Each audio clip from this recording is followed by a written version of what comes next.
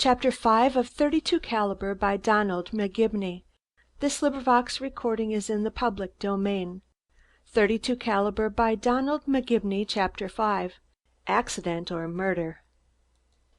Have you ever had the whole world stop for you? Well, that's what happened when that young intern told me that Jim was dead.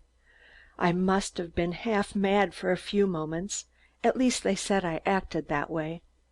Sometimes tragic news deadens the senses, like the brief numbness that follows the sudden cutting off of a limb, the pain not manifesting itself until some time afterward.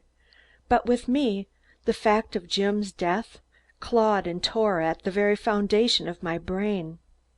It stamped itself into my sensibilities with such a crushing force that I writhed under the burden of its bitter actuality. I felt as though I, myself, had died, and my spirit, snatched from the brilliant, airy sunlight of life, had been plunged into the hammering emptiness of hell. Jim is dead. Big, happy, kind-hearted Jim is dead, ached through my brain. They gave me something to drink, ammonia, I think, and my whirling head began to clear. "Can I see Mrs. Felderson?" I asked the intern. It was he who had given me the ammonia. "I'm afraid not," he replied. "She is being prepared for the operating table." "There is a chance, then, of her being saved?" I clutched at his arm. He slowly shook his head. "One chance in 1,000 only, I'm afraid. There was a severe concussion of the brain and a slight displacement of one of her cranial vertebrae. Luckily Dr. Forbes is here, and if anyone can save her, he can." He got up from the seat beside me. "Now, Mr. Thompson, I advise you to go home and get a good night's rest. You can do nothing here, and the next few days are bound to be a great strain." "You will telephone me at once the result of the operation?" I asked quickly. "I wouldn't count too much on the operation," he said kindly, "but yes, I will let you know." He turned and walked back toward Helen's room. Just then the door was opened and there appeared a sort of elongated baby cab without a top. On this wheeling table was a still white bundle, from which a stifled moan escaped now and then. Shaken with terror and nausea, I ran for the stairs and did not stop until I got into my car and was racing away. As I drove, my brain cleared, and I remembered that there were others to whom the tragedy was almost as vital as to myself, and who ought to be informed. I stopped at a corner drug store and called up Mary. Mother should not be told until a physician could assure me that she was strong enough to stand the shock. Mary was wonderfully sympathetic and tender, not voluble the way some women would have been. She asked me if I had been to the scene of the accident, and when I told her I was just going, she asked me if I wanted her with me. As it was after 10 o'clock and the rain had begun again, I told her no, and added that I'd come to see her in the morning. When I left the telephone booth, the drug clerk stared at me inquisitively. "You look all fagged out," he said frankly. "I'm not feeling very well," I replied, struggling into my raincoat. "Better let me give you something to fix you up," he suggested. I acquiesced, and he went to the shelf and shook some white powder into a glass. Then he put some water in it and it fizzed merrily. I drank it at a gulp and climbed into the car, starting for the second bridge on the Blandesville road. The drink braced me up, and as I drove I began to recall the events of the last few days, and for the first time to wonder if they had any connection with the tragedy. Captain Wadsworth had told me it was an accident. Could Frank Woods have been in any way responsible? No, certainly not, for Helen had been in the car, and he surely would never have done anything to put her life in jeopardy. But Woods didn't know that she was there. He had told Jim to come out alone, had insisted on it, in fact. It was Jim's idea to bring Helen with him. My heart was doing 100 revolutions to the minute.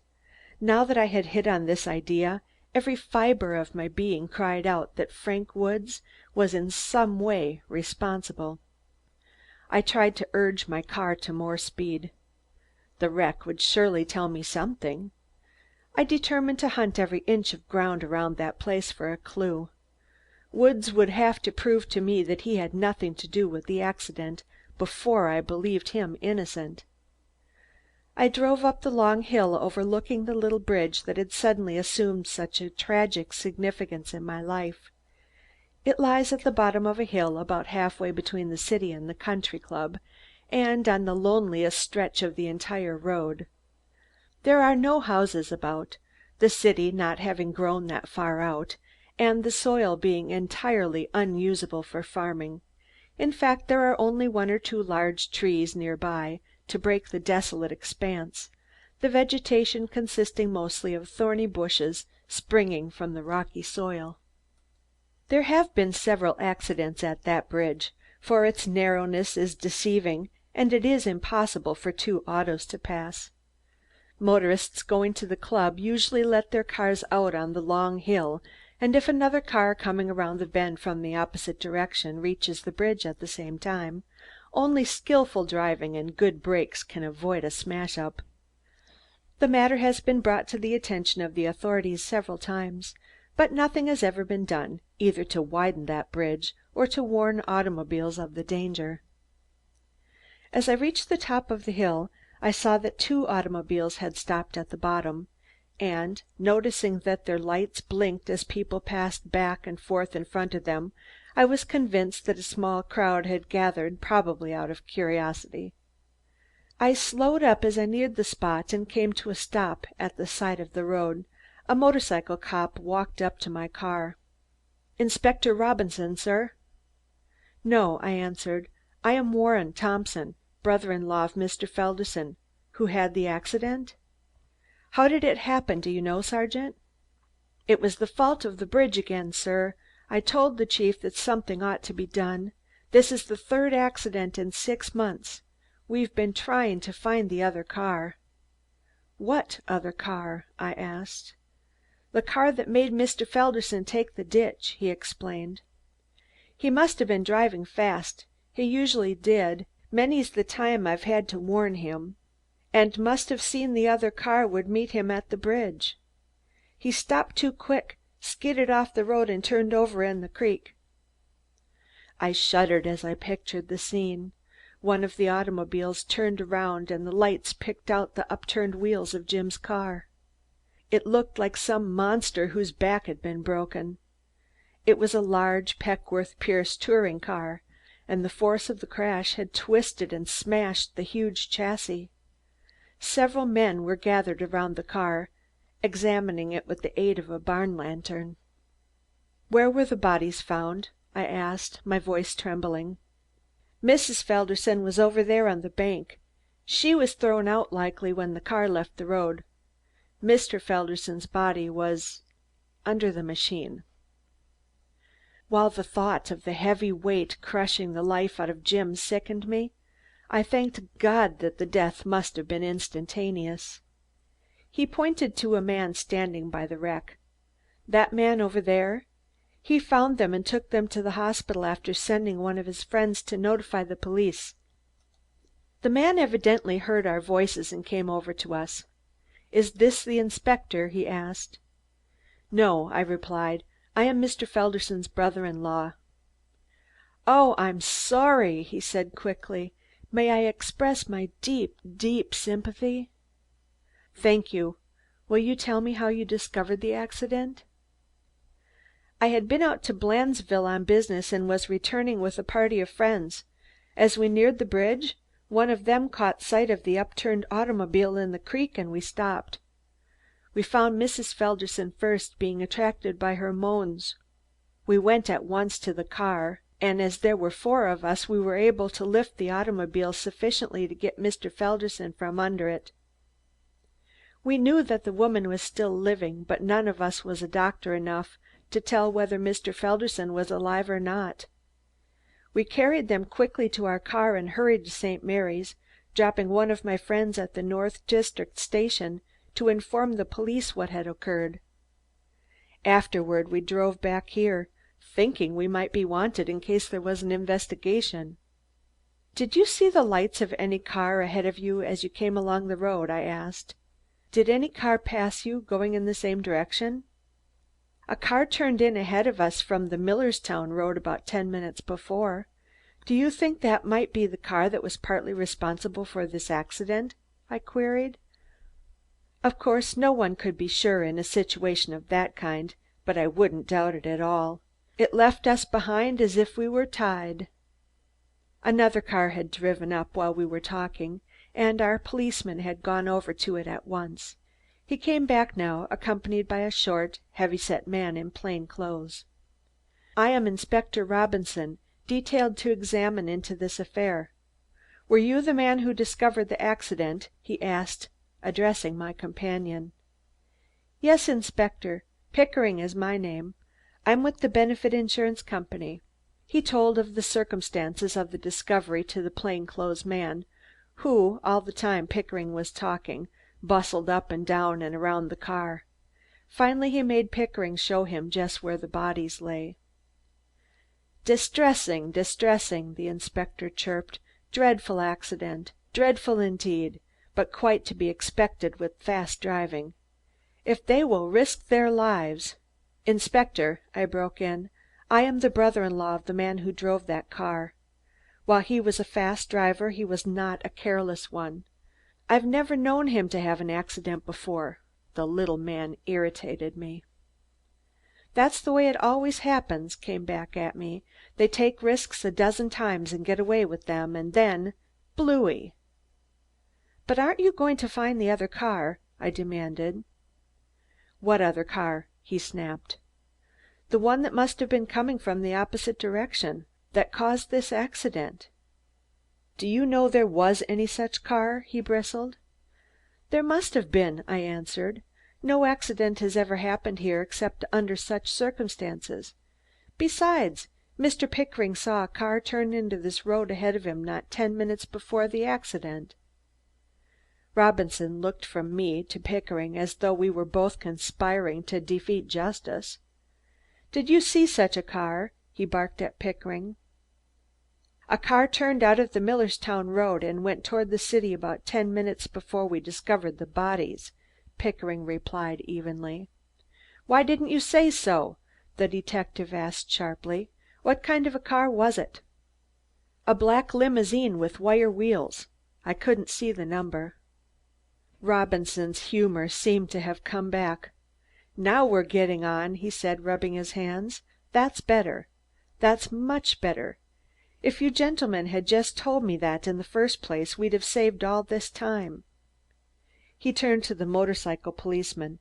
"Feeney, go over to Millerstown and inquire if a black limousine with wire wheels stopped there tonight between 8 and 9 o'clock."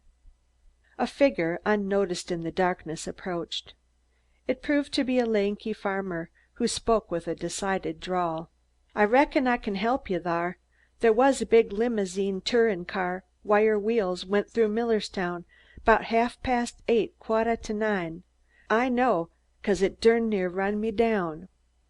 "Do you live in Millerstown?" the inspector questioned. "Yep. Came over to see the accident." "Did that auto stop in Millerstown?" The farmer chuckled and expectorated. "It didn't even hesitate." "Can you tell me anything else about it?" I spoke up. The inspector glared at me. "I'll conduct this investigation, Mr. The farmer scratched his head. "Well, nothin' much. It went too blame fast for me to git more'n a good look. But I did see that it was full o' men, an' the tail light were busted, an' they wasn't no license on it." "You sure of that?" the inspector asked. "Yep," he said. "I'm sure, 'cause I was goin' to report 'em." Again the inspector turned to Feeney, who had been listening intently.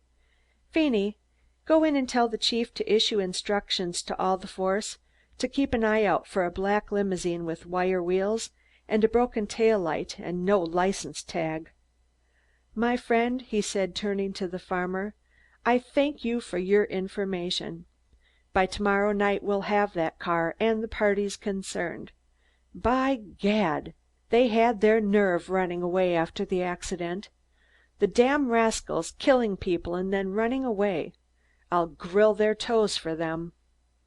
The malice of the little detective, his readiness to jump from one conclusion to another, reminded me for all the world of some disagreeable little barking dog that chases every passing vehicle. I bade him good night, shook hands with Pickering, and was on my way back to my car, when another automobile drove up. 3 men jumped out, and as they passed in front of the lamps, I recognized Lawrence Brown and Fred Paisley from the club. The third man was Frank Woods. As I caught sight of his well set up figure, all the hatred I had for him seemed to rise in my throat and choke me. Try as I would, I couldn't separate him from the tragedy.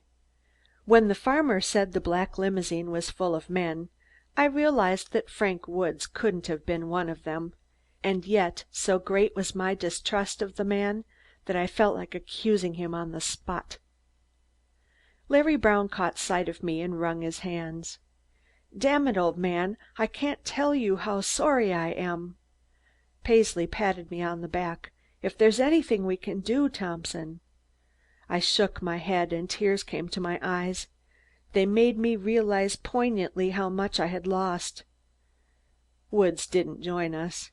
He knew if he tried to sympathize with me after the affair of the other day, I would throttle him for his hypocrisy.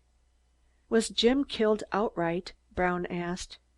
"Yes, and there's 1 chance in 1,000 for Helen." Both men started. Was Mrs. Felderson there? "They telephoned us at the club that Jim had been killed, but we didn't know she was with him." They glanced at each other and then at Woods, who was standing by the side of the overturned car. "You'd better tell him, Larry," Paisley muttered. "Doesn't he know?" I asked. "Of course not," replied Brown. "He was out there at the club with us. I'm afraid it will hit him awfully hard." He stepped over to Woods and taking him by the arm they disappeared into the darkness. We heard a choking cry, and the next moment Woods came running toward us. His face was distorted with horror and his eyes were almost starting from his head. "Thompson, for God's sake, tell me he lies! Tell me he lies!" he shrieked. "Helen wasn't in that car." The old suspicions came tumbling back, and 100-fold. I turned cold all over. "It is true," I said.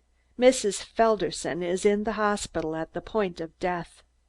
With a stifled groan, Woods sank to the ground and buried his face in his shaking hands. Chapter 6